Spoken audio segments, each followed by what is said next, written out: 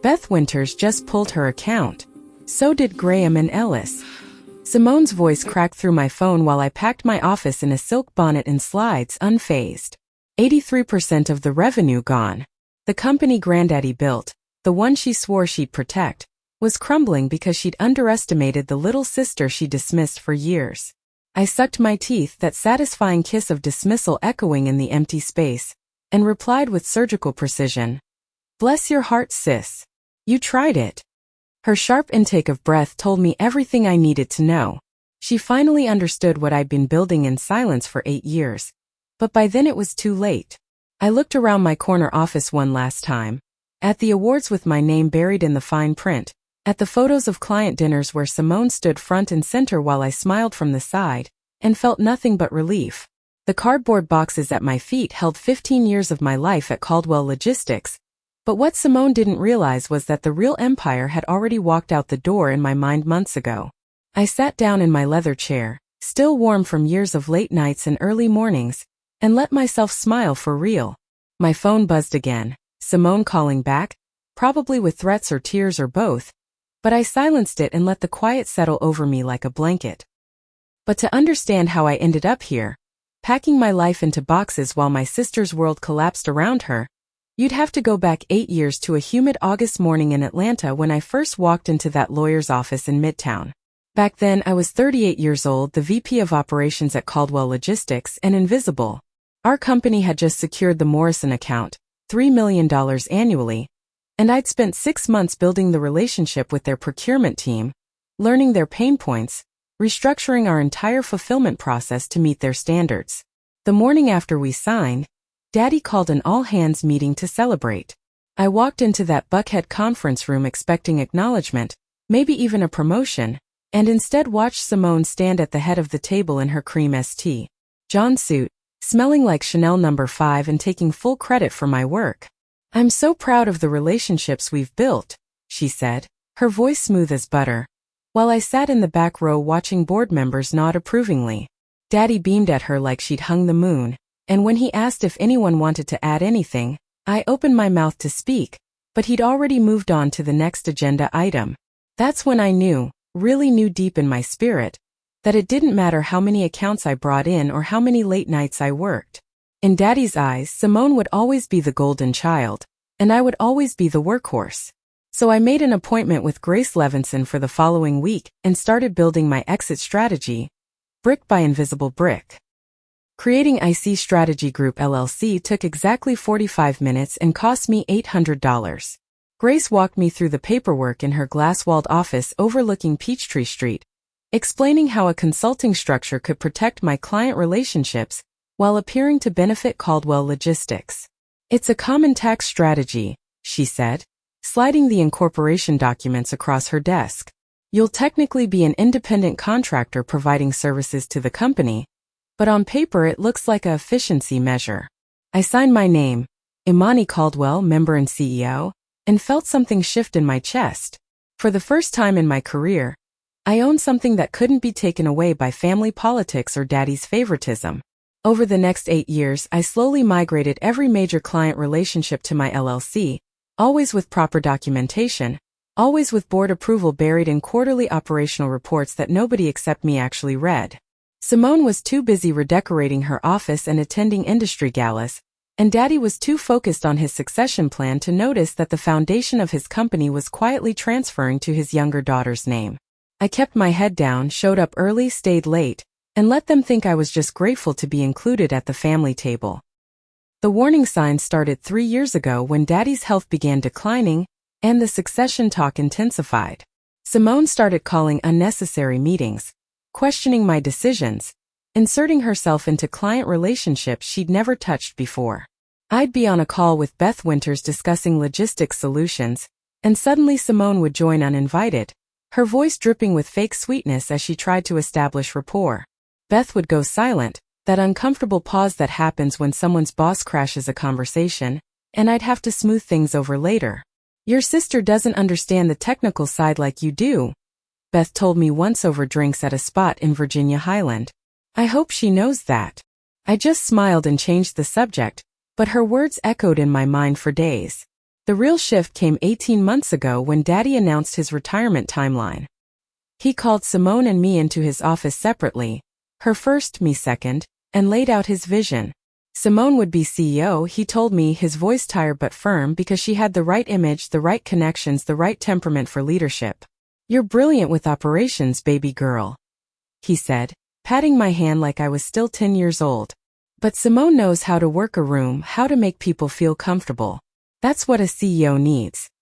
I nodded politely, thanked him for his honesty, and walked straight to Grace's office to review every single contract I'd transferred to my LLC. If they wanted Simone to be the face, fine. But the revenue belonged to me. The board meeting where everything fell apart happened on a Tuesday morning in April, 6 months after Daddy officially retired and 4 months after Simone took over as CEO. She'd spent that time redecorating the executive floor, hiring a PR firm to rebrand the company, and planning an expensive gala to celebrate our 50th anniversary, all while I kept the actual business running. That morning, she called an emergency board meeting, and I walked in assuming it was about the Patterson account I just closed.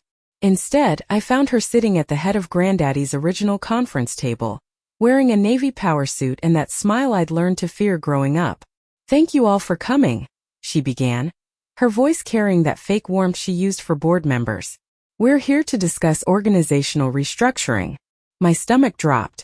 The board members looked uncomfortable, some avoiding my eyes, others staring at their notepads. Simone continued, outlining her vision for a leaner, more efficient leadership team, using corporate buzzwords that meant absolutely nothing. Then she turned to me, and I saw it in her eyes, pure satisfaction. "Imani, your services are no longer required. We'll need you to clear your office by tomorrow." The room went silent. I felt every eye on me, waiting for me to cry or beg or make a scene, but years of being overlooked had taught me control. "Is that all?" I asked, my voice steady despite the rage building in my chest. "Yes," Simone replied, already turning to the next agenda item. "That will be all."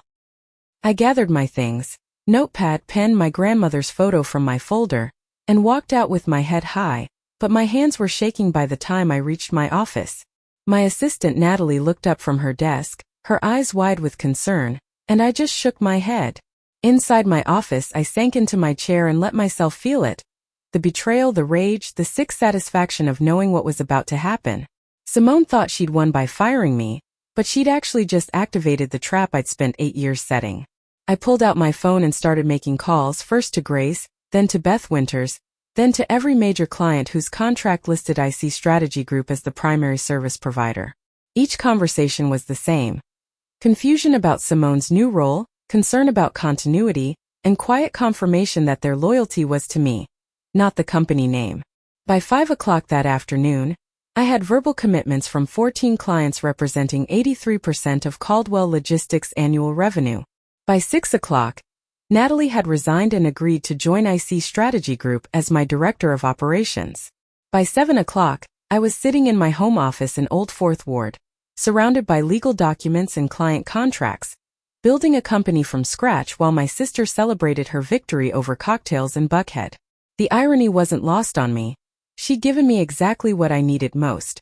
Freedom from the family name and motivation to stop playing small. I opened my laptop and started drafting operations plans, partnership agreements, staffing proposals, working through the night like Granddaddy used to when he first started the company in this same neighborhood decades ago. Beth Winters just pulled her account. So did Graham and Ellis. Simone's voice cracked through my phone while I packed my office, and this time I heard everything she wasn't saying. The panic, the realization, the desperate need for me to fix what she'd broken. But I was done fixing things for people who didn't value me. "Bless your heart, sis. You tried it," I said, and in that moment I meant every word. She started talking faster, her voice rising, something about board approval and legal action and how I'd sabotaged the family legacy. I let her talk, let her exhaust herself with accusations, and when she finally went quiet, I spoke with the clarity I'd earned through years of being underestimated. Every contract was approved by Daddy and the board. Every document was filed properly. Every client chose to work with me personally, not with the Caldwell name. "You fired me, Simone. I'm just making sure I don't sink with your ship." Her silence told me she finally understood what I'd known all along. She'd never actually run the company. She'd just worn the crown while I built the kingdom. 3 months later, I stood in my new office in a renovated warehouse in Old Fourth Ward. The same neighborhood where Granddaddy started with one delivery truck and a dream. Exposed brick walls, open workspace filled with 43 employees I'd recruited from across the industry, and my name on a glass door that read, Imani Caldwell, founder and CEO, IC Strategy Group. The board had eventually crawled back, offering me a contractor position at Caldwell Logistics with generous terms, but I'd countered with something better. A consulting agreement that paid me more than Simone's CEO salary, while giving me complete autonomy. She'd been demoted to Chief Marketing Officer, a title they created to save her dignity, and Daddy had called me twice begging me to bring the family back together. I declined politely both times. The final piece of my revenge came 6 weeks after I launched IC Strategy Group, when I secured a contract with Morrison Industries, the same client Simone had stolen credit for 8 years ago. Their CEO, a sharp woman named Andrea Chun, specifically requested me after hearing about my new venture. "We always knew you were the real talent," she told me during our signing dinner at Canoe. Simone was just the pretty face in the photos. I raised my glass of champagne and smiled, thinking about that board meeting where I'd sat silent while Simone took my credit, and how that moment had planted the seed for everything that followed. Sometimes betrayal is just redirection in disguise, pushing you toward the empire you were always meant to build. I looked out my office window at the Atlanta skyline, at the city lights reflecting off glass towers, and felt Granddaddy's spirit smiling down on me. I'd taken everything he taught me about loyalty and hard work, everything Simone had tried to steal, and built something that truly belonged to me. The scar of that board meeting would never fully fade, but now it just reminded me of the day I stopped waiting for permission to be great and started taking what I'd earned. If this story touched you in any way, if it made you think twice or feel something deep, make sure you hit that subscribe button right now and drop a comment telling me where you're watching from. Let me know you out there. Your comment might be exactly what someone else scrolling needs to see today, might remind them they're not alone in whatever they're going through. Because that's what we do, we share our stories so somebody else can survive theirs, so the next person knows they can make it through too. So keep your circle tight, trust your instincts, and remember that every choice you make matters more than you think. You feel me?